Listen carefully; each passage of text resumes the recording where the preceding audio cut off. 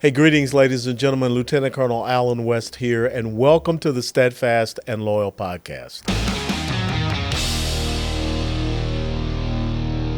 You gotta light 'em up before they burn it down. Better dig deep, put 'em in the ground.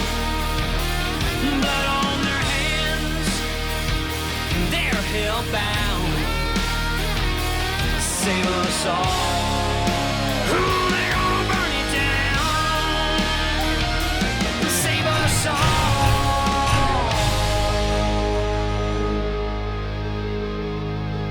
before they burn it down.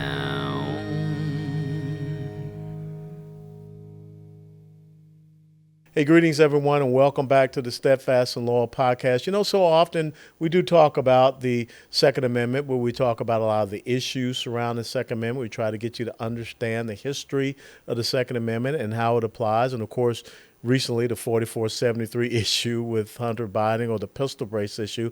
But we don't often talk about the industry, the firearms industry, which without a doubt has been a target of the progressive socialist leftists. So I thought it'd be a great time for us to talk with Jason Colosky, who serves as the Chief Executive Officer of Watchtower Firearms. Watchtower is a privately held, veteran-owned, Texas-based firearms manufacturer.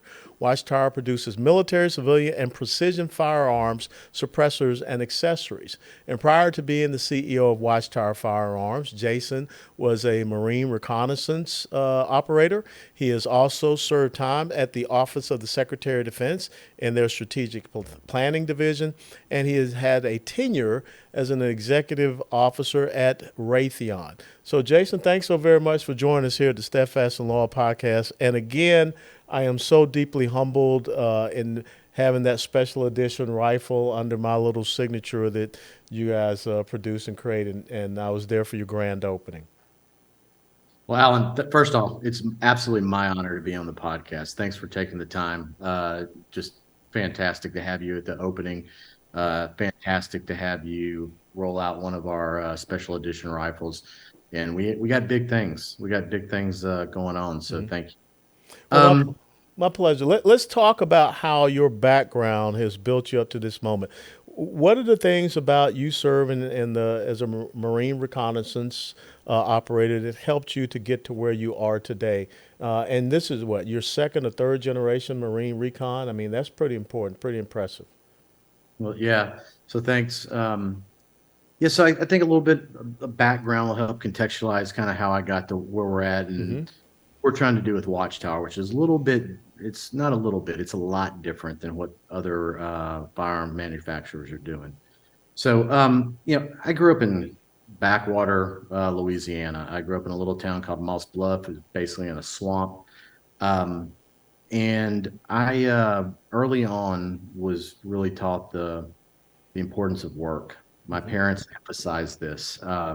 The concept of all this privilege that and privilege this. When I was 13, I was scrubbing bathrooms in a state park, emptying trash cans, working on construction crews. There wasn't a whole lot of privilege going around. Yeah.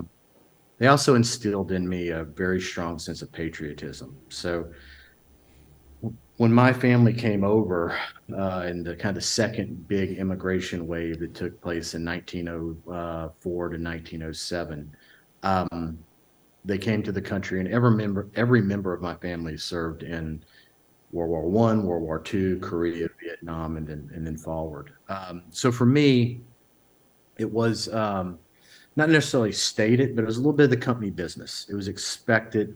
America gives so much to all of us, and so wearing the nation's cloth is something that people should do to give back, and it was something that I thought was important. So I joined the Marine Corps early 90s, volunteered for recon, went through the selection process, which was a whole lot of fun and a very long story, maybe for another episode, but made it through selection, went through the basic jump, combat dive, dive supervisor, seer, all the stuff that you would expect some of our best and brightest to go through. Deployed to the Middle East, deployed to Africa. And, I served at a time where I really got to serve alongside some of the nation's greatest heroes. I don't count myself in that group whatsoever, but it's absolute legends moving forward. So that was something that I took with me moving forward, was that original work ethic, that original sense of patriotism, and it was just kind of finely tuned and honed as I moved through my career. When I got out of the Marines, I ended up spending some time working both for the Coast Guard and the Navy doing foreign military sales. Mm-hmm. And this was kind of a really interesting thing. I got to see how we train and equip our foreign allies, and I got to run those organizations. So getting a sense of, at a very high level, how we sell weapon systems to other countries, why we do it, how we go about it, really kind of prepared me for the next step that you mentioned. They thought I did a relatively decent job, so I ended up going to the War College. It's kind of a fork and knife school for everybody who's an 06 or a GS-15 that's Mm-hmm. being prepared for senior executive service or flag officer status. So did that, great year, and then ended up going to the Office of the Secretary of Defense, where I oversaw India for a Mm-hmm. period of time, and then ended up running the Middle East office. Worked for Secretary Gates, Panetta, Hagel, and there was a couple things that really hit me coming out of that. So first off, and again, another episode, another time, but how high level decisions are actually made.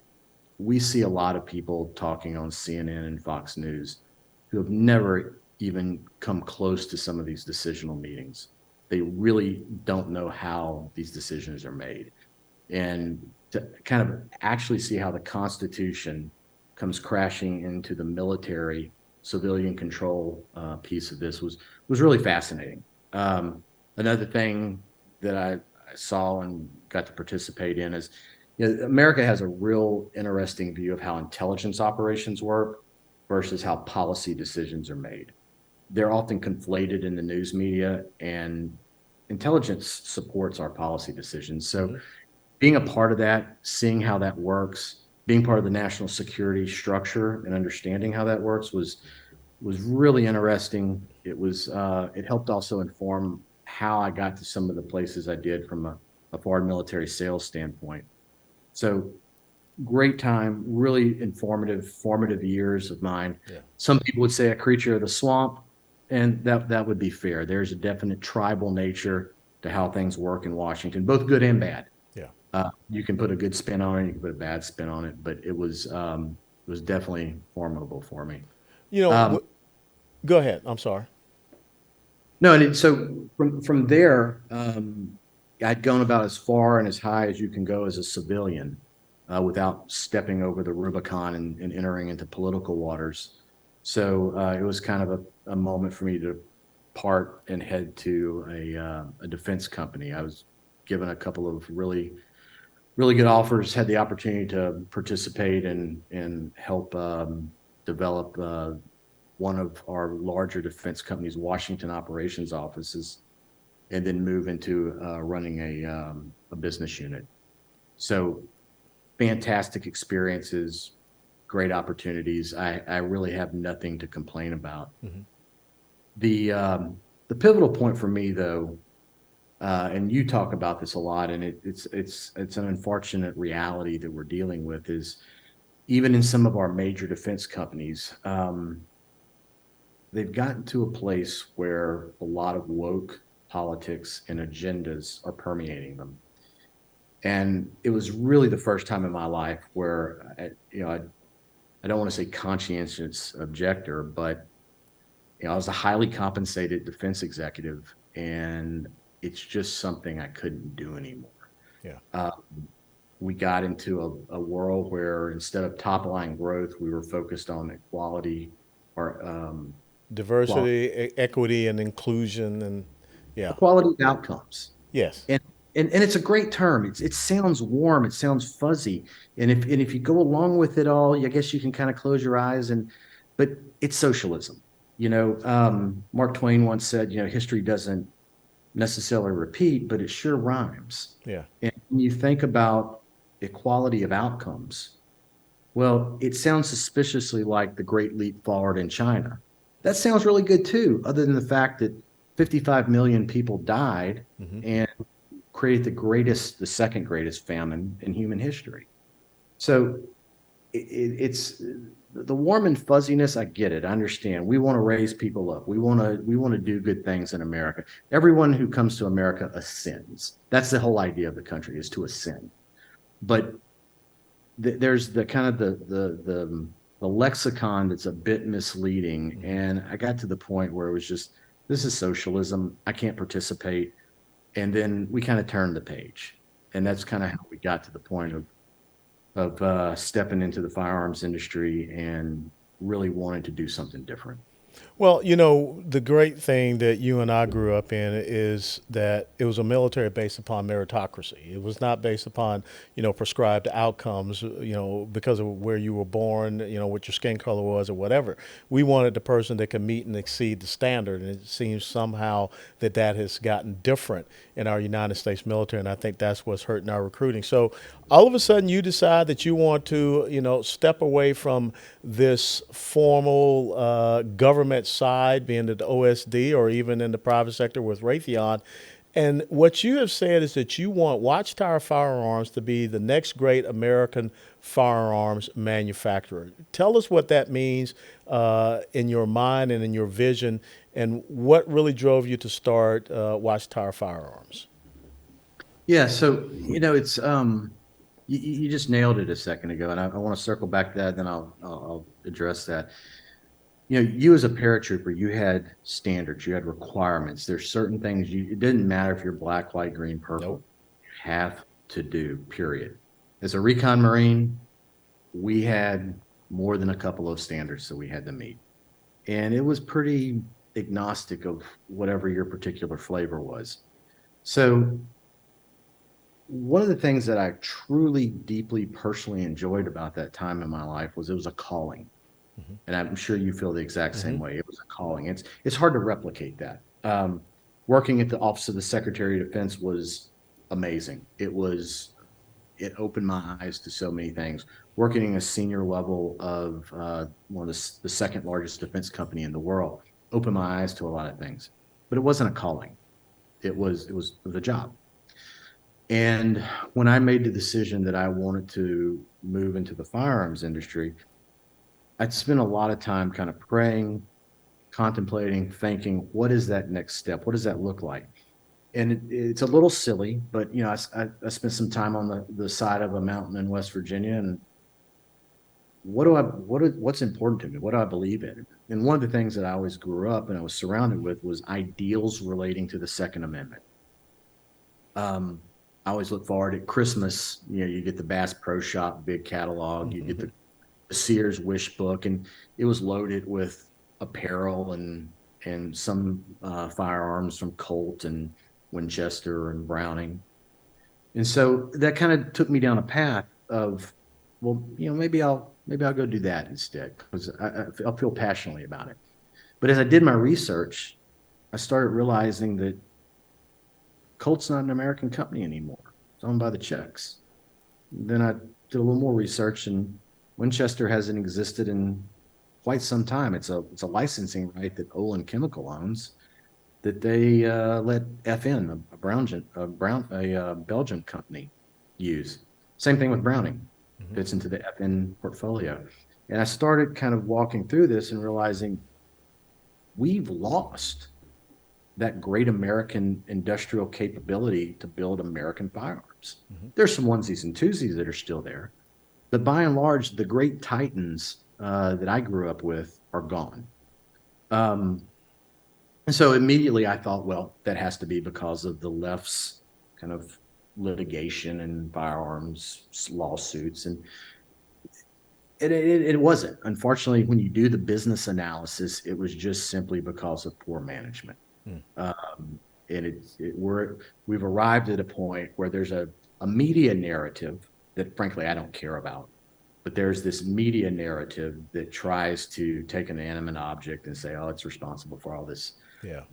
bad things in the world. They don't want to talk about mental health. They don't want to talk about smartphones. They don't want to talk about movies or video games or any of the actual core underpinnings of why some of these things happen. Let's focus on the inanimate object.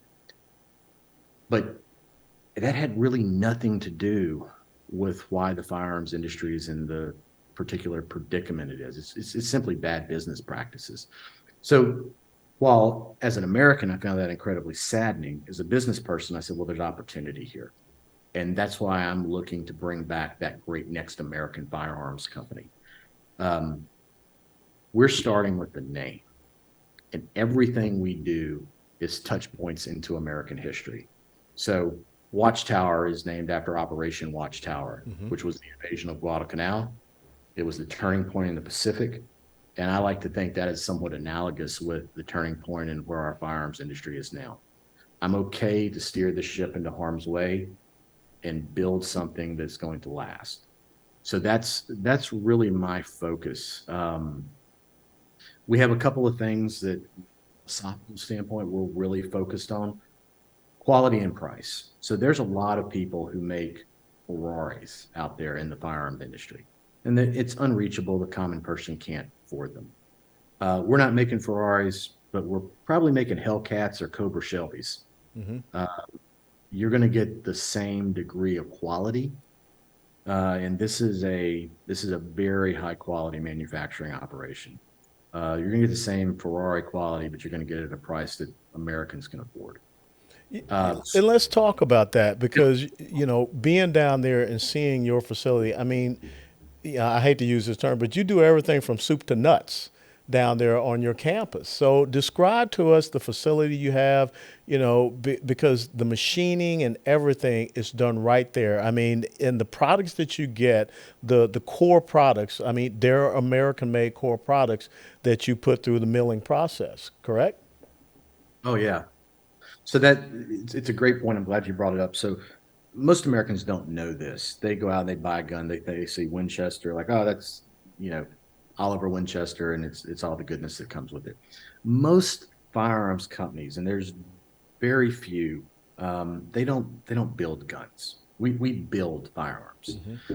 They will take a component. It'll be built in Spain or Japan or South Korea. It'll be shipped to the United States, and it's put together. Um, we don't do that. We build everything from American sourced steel, American sourced aluminum. Um, it's built here in Houston, Texas.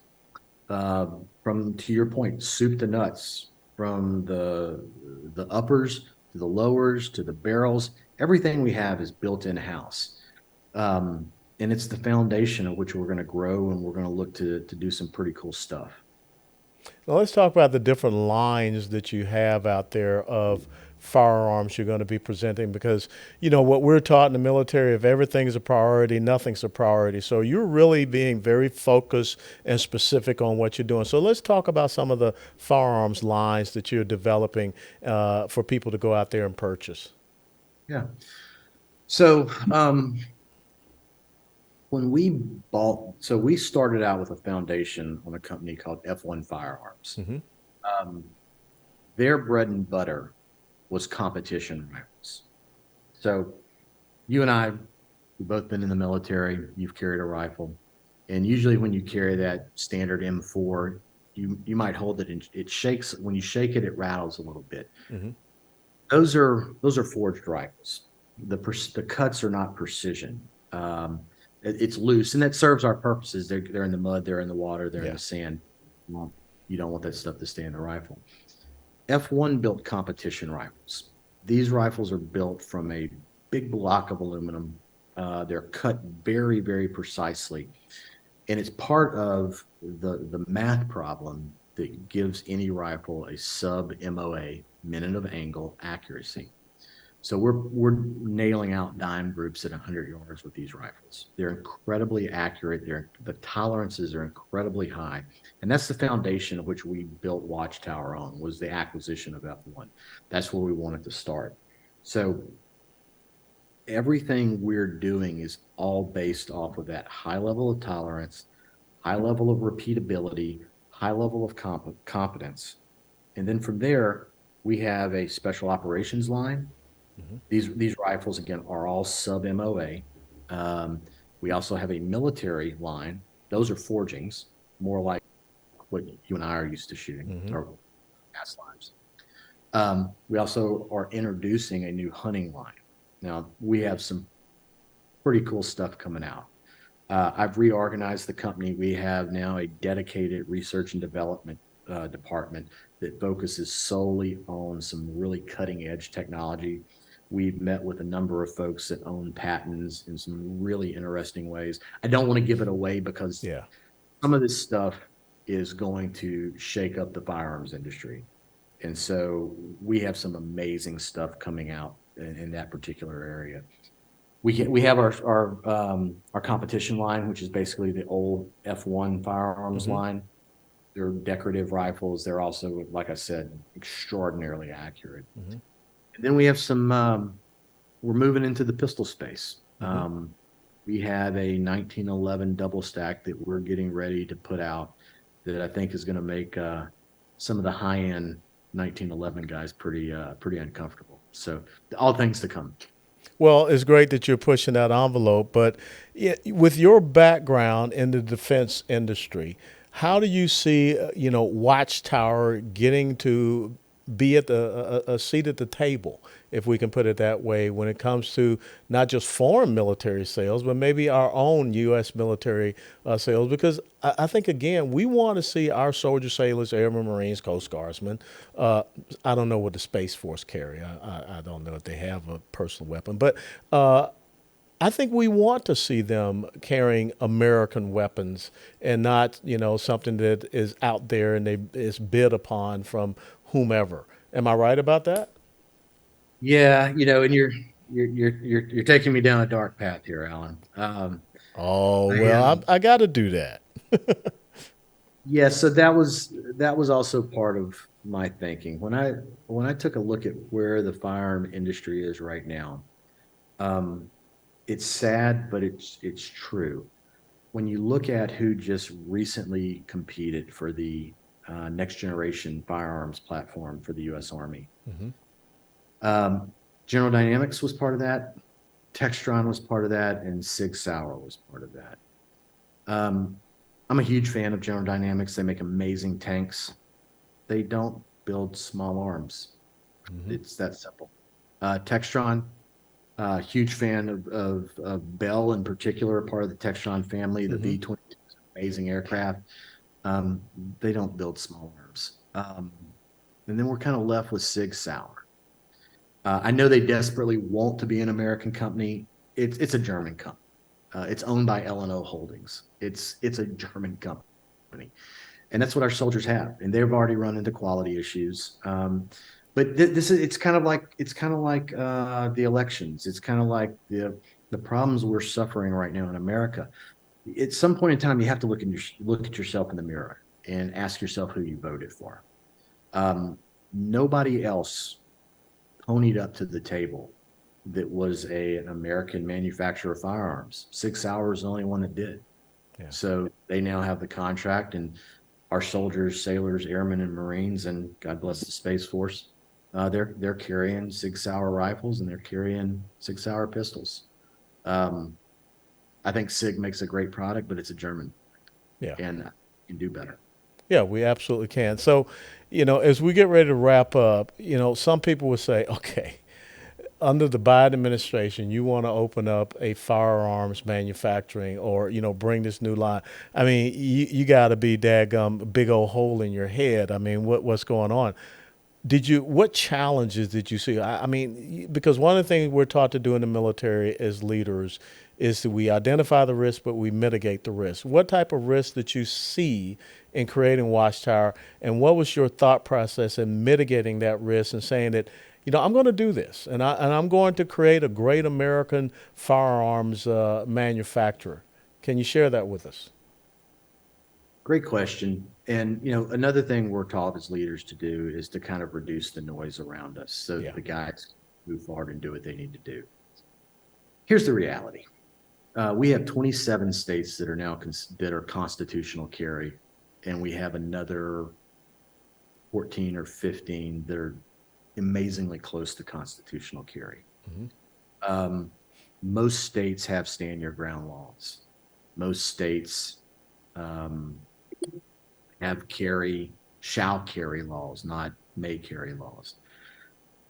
If you turn off CNN, if you turn off MSNBC, the reality is the country is incredibly pro Second Amendment, and we see the state level every single day. The Biden administration, for all intents and purposes, is a reaction to a previous administration. It was the best of what's left in a certain particular demographic. I don't think that speaks to where the country is at from firearms ownership or usage or responsibility.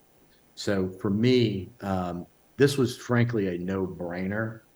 And what I've had to do is basically just reduce the noise and have my guys focus on where we're going, not pay attention to the 0.001% of Americans that get scared because frankly, their mom and dad didn't teach them how to clean a rifle and go hunting. I just don't have time for it, and I don't care about it. Good, because that's one of the other things they teach us in the military about bypass criteria. If you get dissuaded from your ultimate mission because of every little sniping voice over there, you'll never get to what you need to achieve. As we wrap up, tell us how people can go out there and connect with Watchtower Firearms, maybe even purchase the AW Steadfast and Loyal BDRX AR-15. How can people tune into you, and can they come by even and visit you and tour your facility? Yeah. So www.watchtowerfirearms.com. Come visit us. Come see our website. As you mentioned, we have you're one of two special editions that we've decided to do. That you have it's a pretty bad rifle you got. It's awesome. Folks, it's just awesome. And this is what I want you to explain to people. Because there's a video out there of me test firing. When he talks about, a dime, shot group, I mean, this was incredible. And this was with hard sights. But what was so impressive was the barrel suppressor. There was no raise. There was no lift when I, pulled the trigger. I mean, it just stayed locked on. Explain this barrel suppressor that you have, because I have never fired an AR that was that smooth. It's pretty cool. And I get a little giddy and a little gun nerdy when I talk about it, but we have two flash suppressors that are ported in such a way that the gas drives the barrel down. So it's a little deceiving if you're used to leaning into your rifle when you shoot. You don't need to. It actually keeps the barrel flat. And we have a 3-gun team and a shooting team, and it gives them a huge advantage over their competition. The way these things are cut, we have a specific patent for it. But your rifle is just, I absolutely love spending the time kind of making that and putting that together with you. The other limited edition we have right now is kind of interesting. So Rob O'Neill, guy who shot bin Laden, never signed a gun deal with anybody, didn't like kind of the corporate feel of a lot of the companies. Our leadership team is made up of special operators and defense executives. And so between a couple of recon Marines and a couple of Navy SEALs, Rob loved what we were doing, came on board. And so he has another one of our special editions that we're pushing. But we're down in Spring, Texas. We're building, we're growing. We'd love people to take a look at us, and we'd love to earn everybody's business. Well, I will tell you first and foremost, it's a very impressive facility. Go down and visit Watchtower Firearms in Spring, Texas, and visit them on the website. And the weapons are just incredible. Like I said, I've never fired an AR that was just that smooth and really that easy to fire and keep on target. Now, I can't let you go, without saying this. And folks, I'm a University of Tennessee volunteer, and the team that knocked us out of the College World Series ended up being the actual College World Series champions of 2023, your LSU Tigers. So go Tigers, Geaux Tigers, and congratulations to you and all the people there in Louisiana. You guys got a streak going on here. Women's basketball championship, College World Series, y'all kind of getting full of yourselves. Well, we're looking forward to having you over for a little gumbo, and I'm sorry, probably a loss this fall. Oh, now there we go. They're still upset about that 40-18 butt whipping Tennessee put on them in was that Death Valley? But who died? All right, Jason. That's Thank you where so much. dreams come to die, Alan. You The know that. dreams come to die, except for Tennessee's dream did not die in 2022. But you're right. What have you done for me lately? So we'll see what happens. Hey, folks, Jason and I love some SEC sports and definitely SEC football. But please go down and visit Jason Colosky and all the great people and the great team there in Watchtower Firearms in Spring, Texas. Check out their website, and you will not be disappointed if you decide to purchase one of their weapons. Jason, God bless you, and thank you so much for having the time to be with us at the Steadfast and Law podcast. Thank you, Alan. Appreciate it. God bless you. Ladies and gentlemen, thank you so very much for joining us on this episode of the Steadfast and Law podcast. Special thanks to Jason Colosky, who is the CEO of Watchtower Firearms, for being with us and the great conversation that we had about the firearms industry. And if you like this podcast, please click the like button, share it with others, and until next time, steadfast and loyal. Before they burn it down.